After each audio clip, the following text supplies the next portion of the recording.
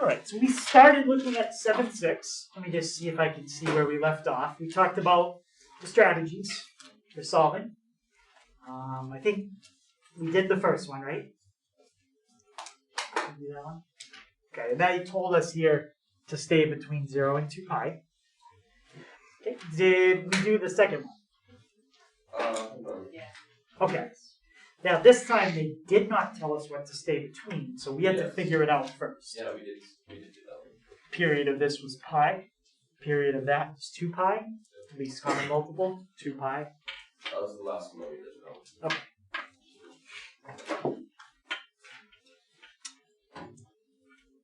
So, let me see. Yeah. So, you don't have to write this down because we've done it before. But remember, when you write all solutions to a problem, you usually put plus the period times n. So I want you to remember that there are infinitely many solutions to these kinds of problems. But in this section, we're not doing that. We're not putting plus the period times n. The directions are always going to say to find the solutions within one cycle, within one period. So any question on this idea that we've done before? If they didn't say to find the answers within one cycle, then we'd put plus the period times n on each answer. But we don't have to do that in this section. Okay, let's try to solve this one. Find all solutions over the intervals 0 to 2 pi. And as always, if you include 0, you do not include 2 pi. They're the same. Okay, does that look like a quadratic? No. Doesn't quite look like a quadratic, but I guarantee you this equation is exactly the same as one like that or just like that. You don't? Is it because you're switching the tan to sine?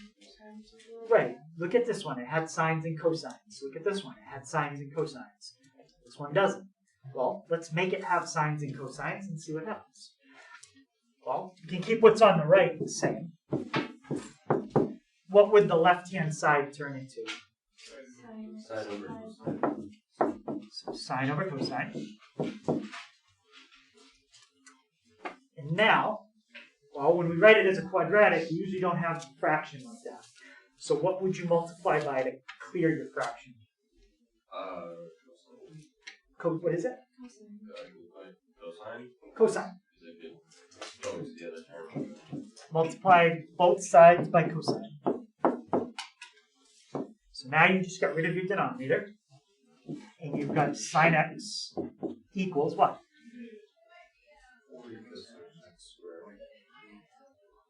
What is it? 3 cosine squared x. Now we're starting to see a little bit more of maybe why it's going to be a quadratic.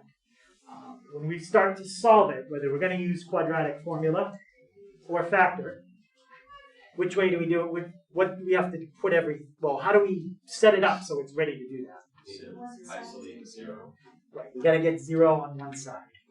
My suggestion would be to put everything on the left. And if you remember yesterday, why would you do that? Because it's going to make the squared term negative. But we got to do a substitution for that, which is going to reverse that. So put everything on the left. So minus 3 cosine squared x plus sine x equals 0. And what's the identity we can use that's going to help us here? With the double. Nope, we don't have any double angles here. We just have single x's for all our angles. Yeah? Well, you could change sine to cosine plus pi over 2. Or, or would you subtract it? You're using the Pythagorean identity. What Pythagorean identity? The one that goes the sine squared plus cosine squared. This is plus cosine squared equals 1. Yep. So if you solve that for something, we could do a substitution here. What do you think we want to solve it for? Probably sine.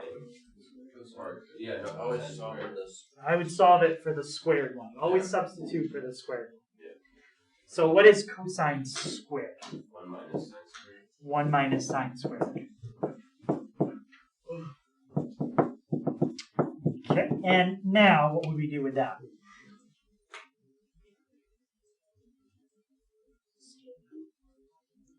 That become It should be. sine squared. Oh, wait, no, you. 3 sine squared, yep, Plus sine x. plus sine x, Minus 3. and then minus 3. Now we can see that is a quadratic equation. It's like solving 3x squared plus x minus 3. The issue is this time you can try, but you're not going to be able to factor this.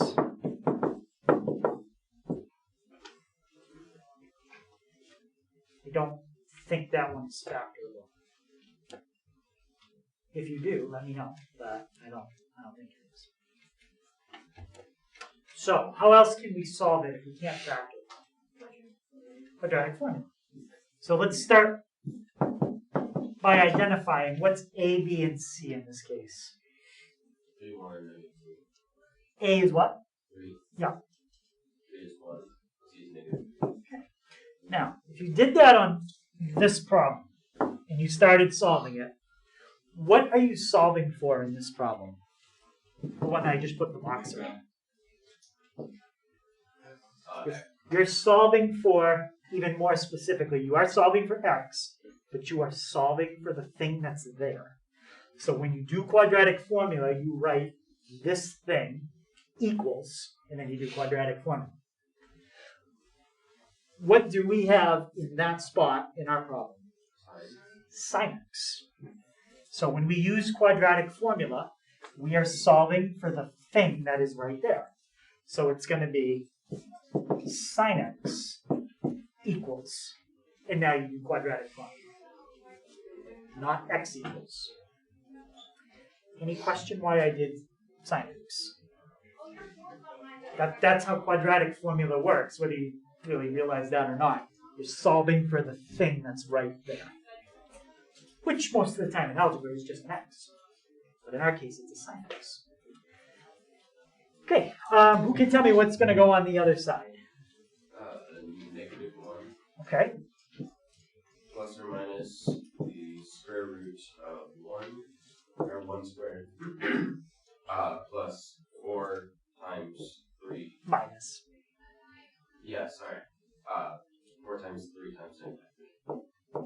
And divided by 6. Yep.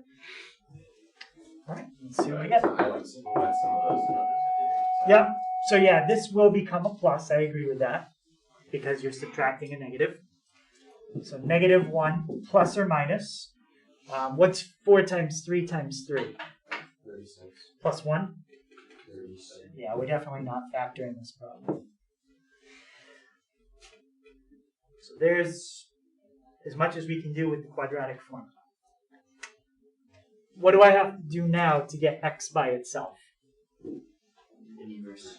Inverse sine. So what we really want to do here is we want to split this into two problems. You've got sine x equals negative 1 plus root 37 over 6. We'll solve that. Sine x equals negative 1 minus root 37 over 6. Okay, take the inverse sine.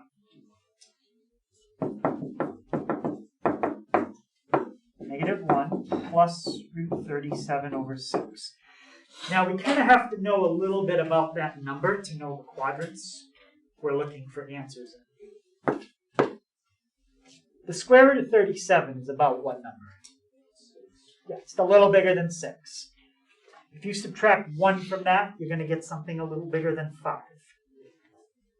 Still positive though. What's a positive divided by a positive? Positive. So in this one, we are looking for where the sign is positive. That is a positive number.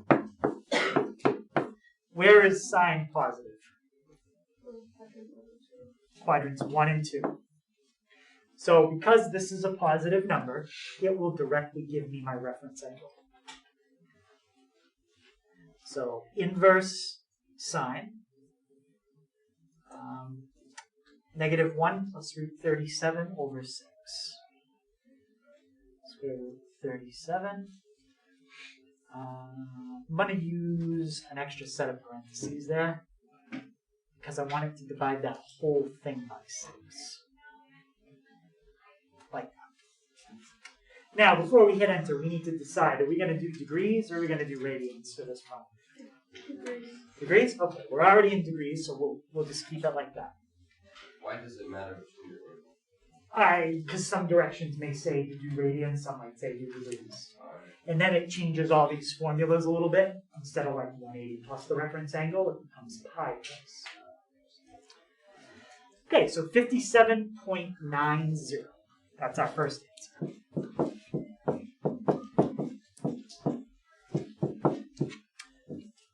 Okay, another answer where sine is positive is quadrant 2. What's the formula in quadrant 2? 180 minus 32. 180 minus 57.9. It's 122.1.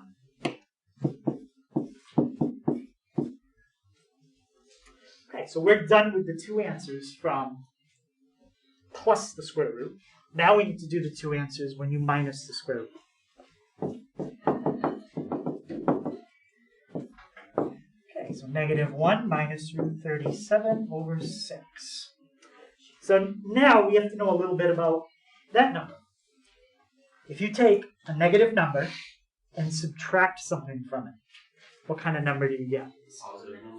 No, It's still negative. negative. Still negative. It's even bigger negative.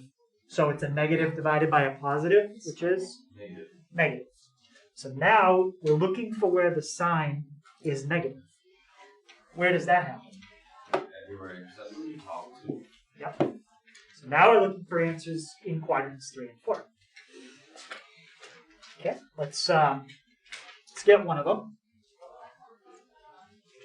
Don't forget what the directions said. Well, I think the directions did say 0 to 2 pi. We changed it.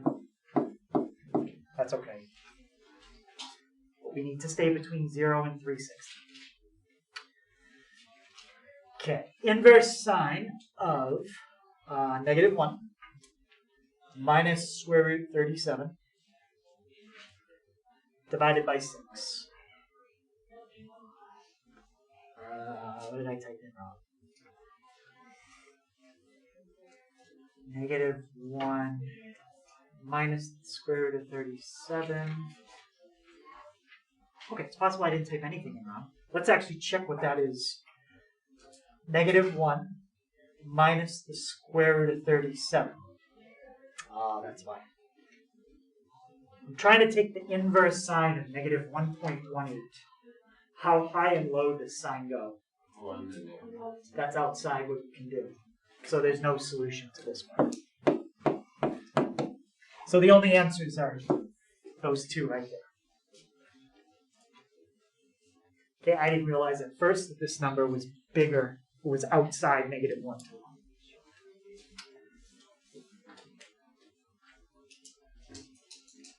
Any questions on that? So that's how you do a quadratic type trig equation with the quadratic formula.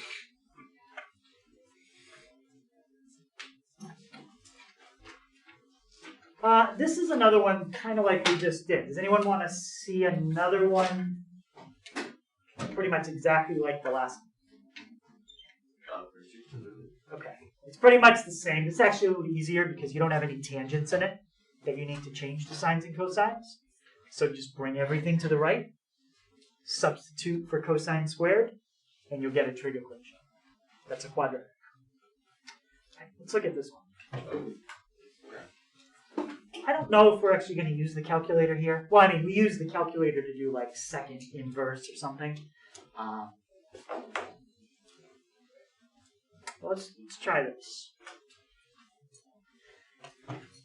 First of all, for it to be quadratic, it doesn't just mean that you have something like this. Something squared plus or minus something, plus or minus a constant. Yes, if you put x's in or something like that, that would be a quadratic. But this is really the pattern that it follows. Anytime you're solving an equation that has three terms, and the third one is a constant, these two variables are the same, and this exponent is double them. You can use the quadratic formula. So if you had like 8x to the 6th minus 4x cubed plus 2 equals 0, that is a quadratic type problem. The difference is when you use quadratic formula and solve it, you're solving for what's right here. So you do x cubed equals, and then do the quadratic formula. Okay? So the quadratic formula can really be extended to other kinds of patterns, like this one. Is there any question on why this is a quadratic pattern?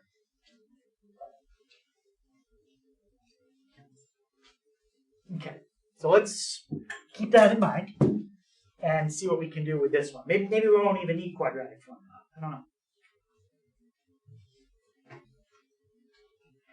Okay, so first of all, what do we have to make sure we have if we're going to try to factor that or use quadratic? The same trig function. You got to have the same trig function. So which one did I say to always substitute for? The squared one. Same thing here. There has to be an identity that has secant squared in it. Oh, it's, yeah, that was Does anybody remember the identity with it's secant squared? 1 minus. Who's secant? I think. It is 1 plus tangent squared equals secant squared. 1 plus tangent squared equals secant squared.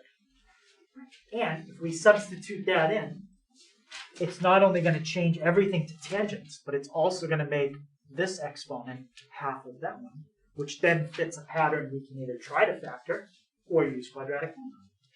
Okay, so let's try it. 3 tangent to the 4th. And what am I going to substitute in for secant squared? 1 plus tangent squared. 1 plus tangent squared.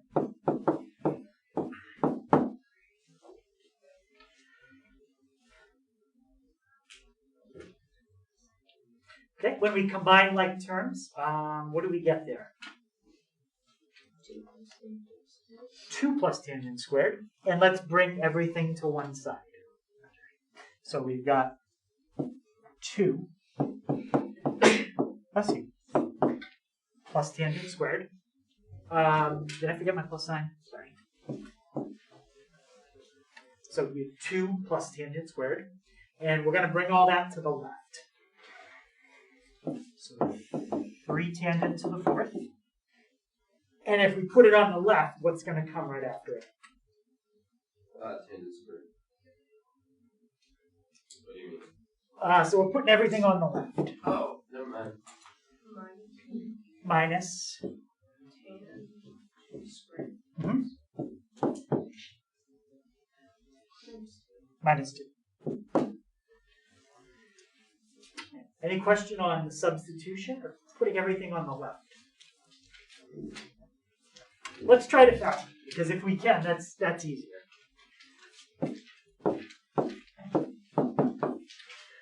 If we're going to try to factor it, what would be my first term in each set of parentheses? Remember, when you factor and it's a quadratic type pattern, whatever you put here and here has to be to the same power to make it work. 3 tangent squared. 3 tan squared and a tan squared. Okay, so we got 3 tan squared and tan squared. What about my symbols? Pluses, minuses, or one of each? A plus and a minus? Okay, I'll try it in that order. And 2 numbers that multiply to give me 2. 1. 2. Let's try 1 and 2. If we multiply that out, we get 3 tangent to the 4th. We get 3 tangent squared times -1. So that's a negative 3 tan squared. That's a 2 tan squared. And negative 3 plus 2 gives me what? -1. Negative 1. Perfect. That's what we want. So this one was factorable. Okay. What do we do with each of those factors? Split them apart. Set them to 0. What will tangent squared equal? Negative what? Yep, negative 2/3. And let's do this one. What's tangent squared going to equal here? 1. So now we're trying to get tangent by itself. If it confuses you to think of it that way, then think of it this way. It's the same. Isn't it tan squared? Oh. So what would be your first step in this problem to get tangent x by itself? Square root both sides. Yep, take the square root of both sides. So when you take the square root of what's on the left, what does that give you? Tangent. And what about when you take the square root of what's on the right? Oh, you get I. Yeah, we get an imaginary answer. So that means there is no real answer. We're not concerned about the imaginary. So this part has no solution. If it did have a solution, my next step would be to take inverse tangent. But I can't take the square root of a negative. So nothing came from that part. So now let's try this part. Okay, what's my first step for that one? Square root it. And what does that give me on the left? And what does that give me on the right? One, so it's just 1. Oh, square root of 1. Yes, the square root of 1, which is? 1. No, that's the square of 1. This is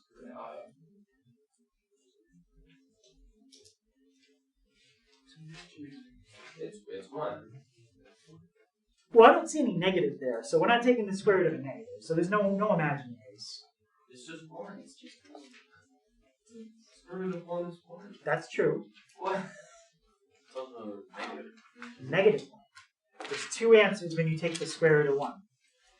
1 Oh. and Minus. negative 1. So that gives us 2 things we have to solve. And there's 2 quadrants where tangent is positive and 2 where it's negative. So we're still potentially going to end up with 4 answers. Even though we didn't get anything from this. Does that mean that if the other side had been positive, we could have gotten like 8? We could have had 8 answers, yeah. Sounds terrible. So they did say between, if we want to do it in degrees, it's okay. So we got to stay between negative 90 and 90. So that may rule out some answers then. We got to stay between those numbers. In fact, it will. So what's my next step for both of those?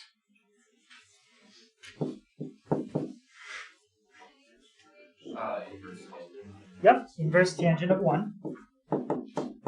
And what's the inverse tangent of 1? How much? 45. And you're looking for where tangent is a positive. What other quadrant is tangent positive? A and T.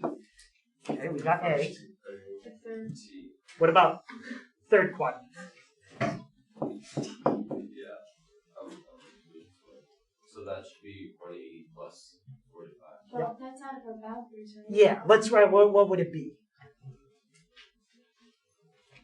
225. It would be 225, but the directions said to make sure you stay between negative 90 and 90. So that means this is a repeat of an answer, just in a different cycle.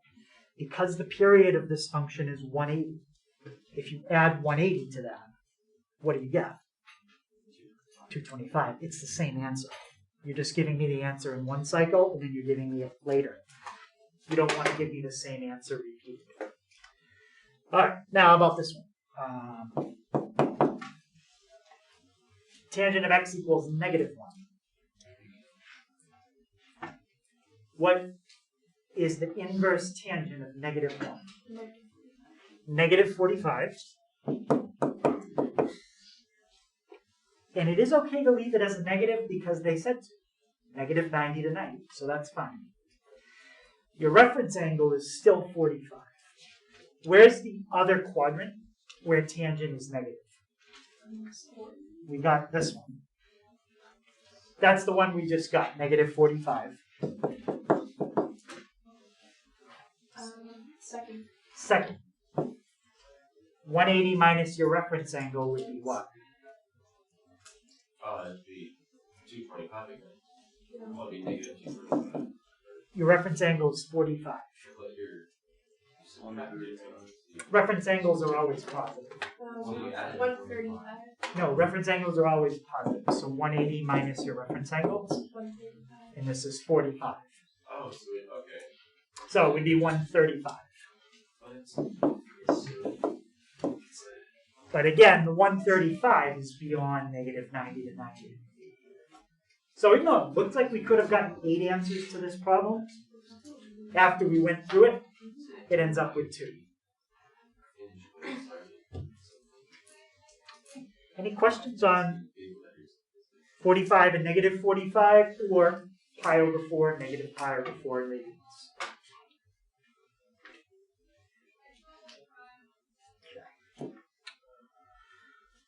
All right, factor by grouping. So, what was the final answer from the top?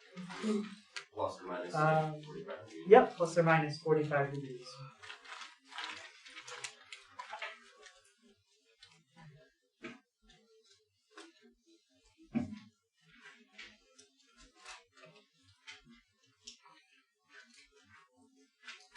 Okay, if we look at this one, I'm seeing some trig functions here that have a period of pi. I see a 2 pi, another 2 pi, and a pi. So we want to think about the least common multiple of those periods, which would be, yeah. So we're gonna go with 2 pi. That's the least common multiple of all of them. So because period is 2 pi,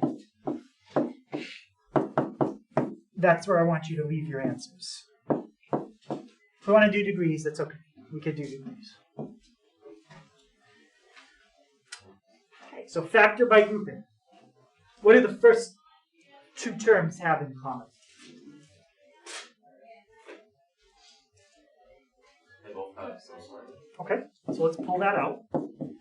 And what are you left with if you pull cosine out of those 2? Just sine and 2 cosine. 1 over sine. Sine minus 2 cosine. Minus 2 cotangent. 2 cotangent, yeah. Minus. I thought we were splitting up the cotangent. No, we're doing factoring by grouping. Yeah. So we're factoring out what the first 2 terms have in common. And how about the next 2?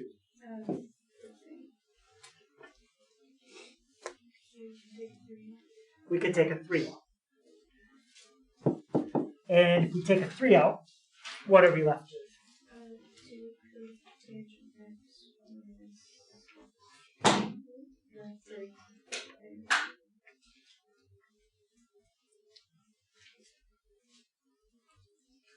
So Max, what are we left with if we pull the 3 out? Sorry? What are we left with? I was like, those are not so bad. How about Logan? 2 cotangent x minus 3. Yeah, 2 cotangent x minus 3. Because when you factor by grouping, it has to give you the same thing in both spots. Now what can we do?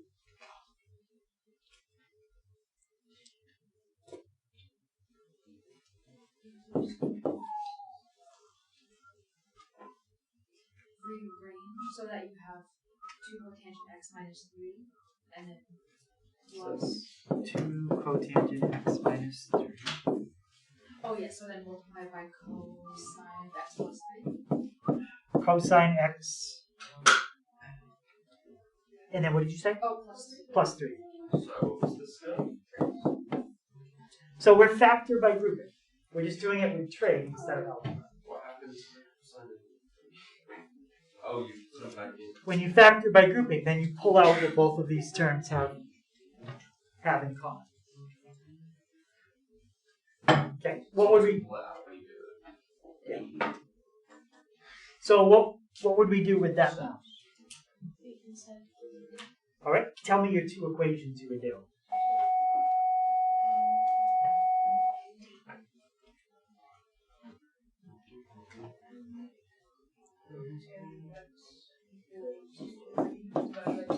Yep, you could do cotangent x equals 3 over 2. And what about the other one? Okay, what's the domain? Because we're going to need to take inverse cosine on both sides on this one. What's the domain of inverse cosine?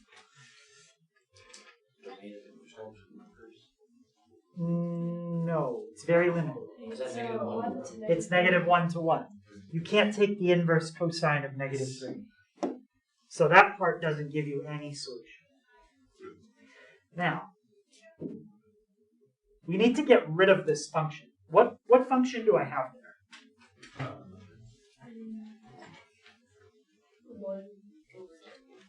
Well, just first, what function is that?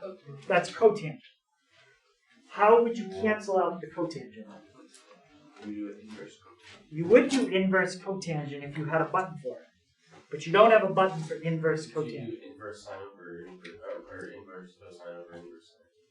So we need to take this equation and rewrite it with a trig function we do have.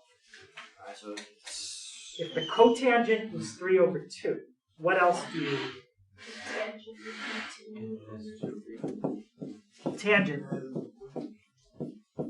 would be 2 over 3. Because tangent and cotangent are reciprocals. That's true. Now, what can you do on both sides? Now you can do inverse tangent. Yep.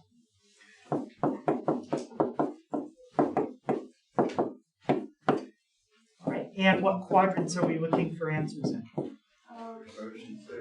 First and third. Yep. So, inverse tangent of 2/3 gives me 33.69. And what's that called again? That's my reference symbol. And what do we do to get an answer in the third? So add 180. So 213.69.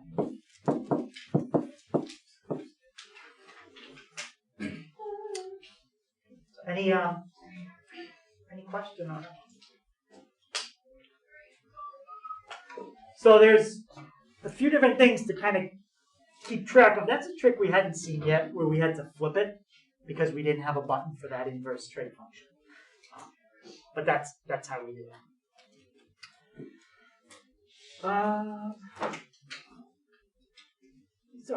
They're all kind of the same, really. These two are exactly the same type of problem. Let's do that one. Okay. Yeah, it's pretty simple once you know how to do it. I guess everything's simple once you know how to do it. What's the problem here? We haven't seen this yet.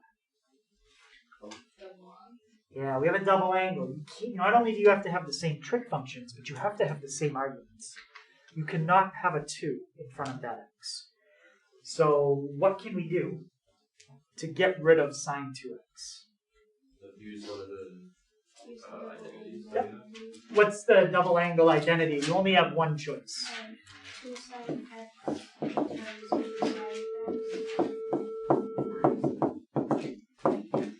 So that's our double angle identity from yesterday. Now let's still treat this just like it was a quadratic. It's not going to be a quadratic. But if it was, what would our goal be first? Define cosine x.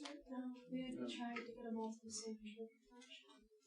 Right. If it was, we would try to get them to the same trig function. Something else we would do sometimes even before that.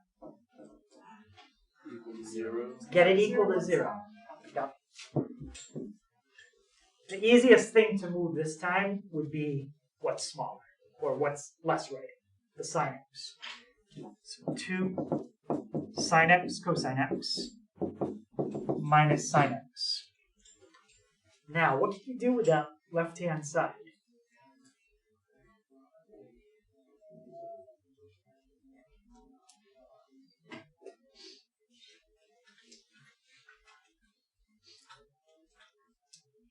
Unlike term. You don't have any like terms. If you did, then yes, I would have combined them. If you had like a 2 sine cosine plus 3 sine cosine, then you could say 5 sine cosine. Substitute cosine. What would you change it to though? Because it's sine and cosine are the 2 most basic ones. So there's really nothing you can change it to. Yeah? Could you do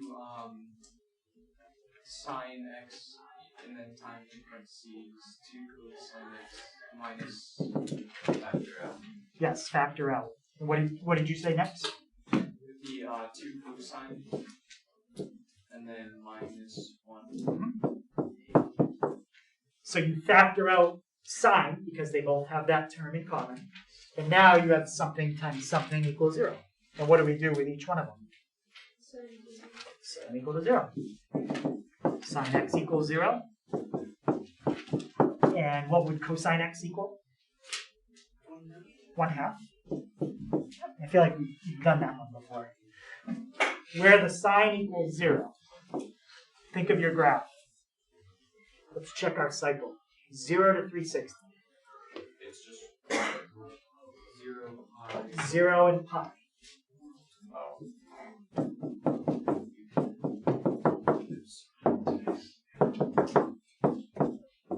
I did both degrees and radians. So 0 and pi. And how about this one? What do we have to do up here? Inverse cosine of what?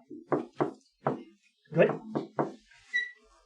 Hopefully you know that one, but if you don't, inverse cosine of 1/2 is 60. Let's see, in radians, what is that? Power of 3. And you're looking for where cosine equals a positive number. First quadrant, we've got that. That's the reference angle. And the fourth quadrant. 300. And that's times 5 to get there, so 5 pi over 3. Easy to do radians on that one because all the answers were nice. Why do we want it? Well, technically the question did say to do it in radians. I think they all have so far. We did them in degrees, just some people wanted to try degrees. But if it says between 0 and 2 pi, you should be doing radians. If it said 0 to 360, you could do degrees. But there's both. Any question on it? I don't really think we have much. That's pretty much the same thing. Use your double angle identity, bring it to one side and factor it. That's another double angle problem. So, I think we're pretty good. Right, so I tried to go through like everything that can happen when you solve them. Whether you have to factor, use quadratic formula. Whether you end up with an imaginary, you try to take a square root of a negative and you just cross it out. Sometimes you get an inverse trig function that you don't know how to do on the calculator, so you need to flip it to get one that you have a button for. But I think that's pretty much all the different things that will come up. Alright, do you go back to the last question? How did you, okay, I'm confused how you split it into sine x equals 0 and cosine x equals 1. So you see how we got to this step? Yes. So then I just put this first factor in parentheses equal to 0. Oh. And then I put the second one equal to 0, but we added the 1 and divided by the 2. Okay, thank you. Yep.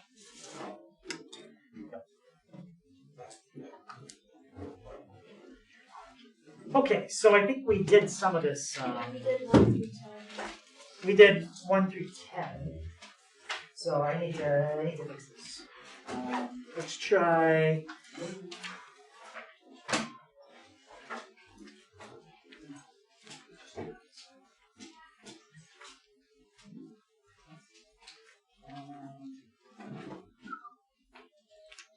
Let's do 11 through 18.